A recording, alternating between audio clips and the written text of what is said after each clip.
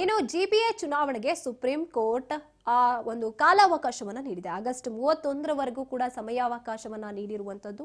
GBA ಚುನಾವಣೆ ಈಗ ರಾಜ್ಯ ಸರ್ಕಾರಕ್ಕೆ ಬಿಗ್ ರಿಲೀಫ್ ಸಿಕ್ಕಿದೆ ಅಂತ ಹೇಳ್ಬೋದು. ಈ ಒಂದು ವಿಚಾರದಲ್ಲಿ ಜಿಬಿಎ ಚುನಾವಣೆಗೆ ಕಾಲಾವಕಾಶವನ್ನ ನೀಡಿದೆ ಸುಪ್ರೀಂ ಕೋರ್ಟ್. ಆಗಸ್ಟ್ 31ರವರೆಗೂ ಕೂಡ ಸಮಯಾವಕಾಶವನ್ನ ನೀಡಿರುವಂತದ್ದು. ಜಿಬಿಎ ಚುನಾವಣೆ ಈಗ ರಾಜ್ಯ ಸರ್ಕಾರಕ್ಕೆ ಒಂದು ವಿಚಾರದಲ್ಲಿ ಬಿಗ್ ರಿಲೀಫ್ ಸಿಕ್ಕಿದೆ.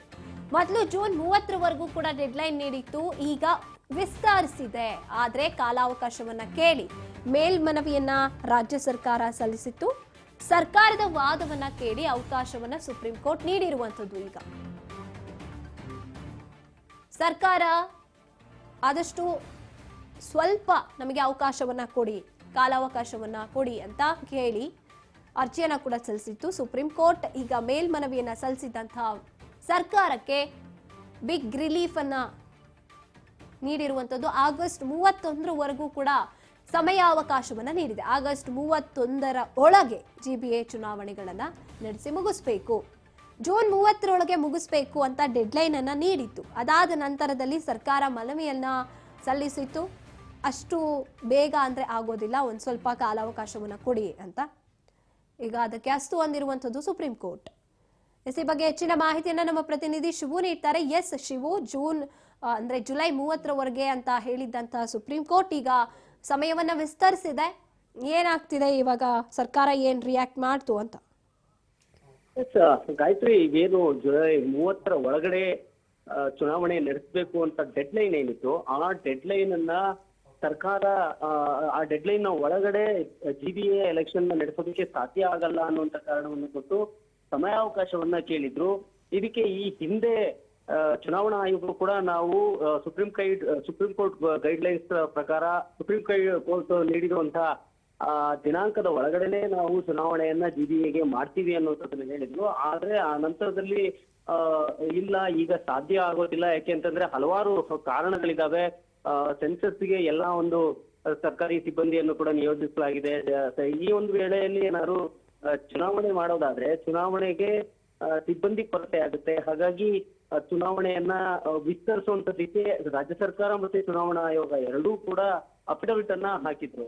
ಸೊ ಈ ಅಫಿಡವಿಟ್ ಇವಾಗ ಸುಪ್ರೀಂ ಕೋರ್ಟ್ ಮುಂದೆ ಇವತ್ತು ವಿಚಾರಣೆಗೆ ಬಂದಿತ್ತು. ವಿಚಾರಣೆಯಲ್ಲಿ ನಮ್ಗೆ ಮತ್ತಷ್ಟು ಸಮಯಾವಕಾಶ ಬೇಕು ಅಂತ ಹೇಳಿ ಆ ಒಂದು ಸಮಯಾವಕಾಶಕ್ಕೆ ಕಾರಣಗಳನ್ನು ಕೂಡ ಕೊಟ್ಟಿದ್ರು. ಆ ಹಿನ್ನೆಲೆಯಲ್ಲಿ ವಿಚಾರಣೆ ಮಾಡಿದಂತ ಸುಪ್ರೀಂ ಕೋರ್ಟ್ ಆಗಸ್ಟ್ 31ರವರೆಗೂ ಕೂಡ ಸಮಯಾವಕಾಶವನ್ನ ನೀಡಿದೆ.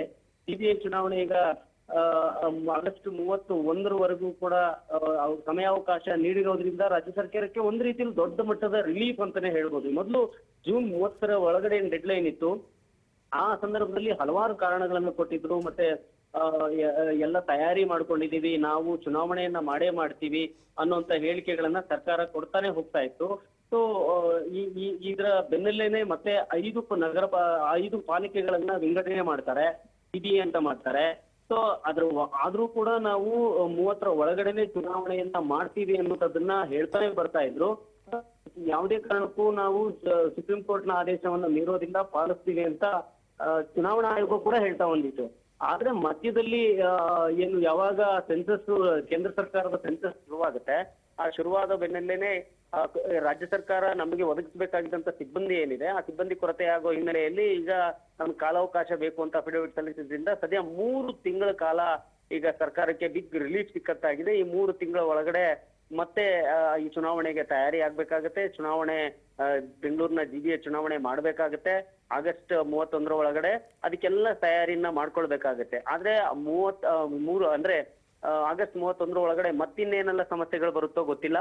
ಸೊ ಅದನ್ನ ಮತ್ತೆ ಯಾವ ರೀತಿ ಸಮಜಾಯಿಷಿ ಕೊಡುತ್ತೋ ಅಥವಾ ಚುನಾವಣೆ ನಡೆಸುತ್ತಾ, ಚುನಾವಣೆ ನಡೆಸಲಿಲ್ಲ ಅಂದ್ರೆ ಸುಪ್ರೀಂ ಕೋರ್ಟ್ ಏನು ಹೇಳುತ್ತೆ, ಇದು ಇನ್ನು 3 ತಿಂಗಳಲ್ಲಿ ಗೊತ್ತಾಗುತ್ತೆ. ಸದ್ಯಕ್ಕಂತೂ 3 ತಿಂಗಳು ರಿಲೀಫ್ ಸಿಕ್ಕಂತಾಗಿರುವಂತದ್ದು Gayatri. Yes, thank you Shivu ನಿಮ್ಮೆಲ್ಲ ಮಾಹಿತಿಗಾಗಿ.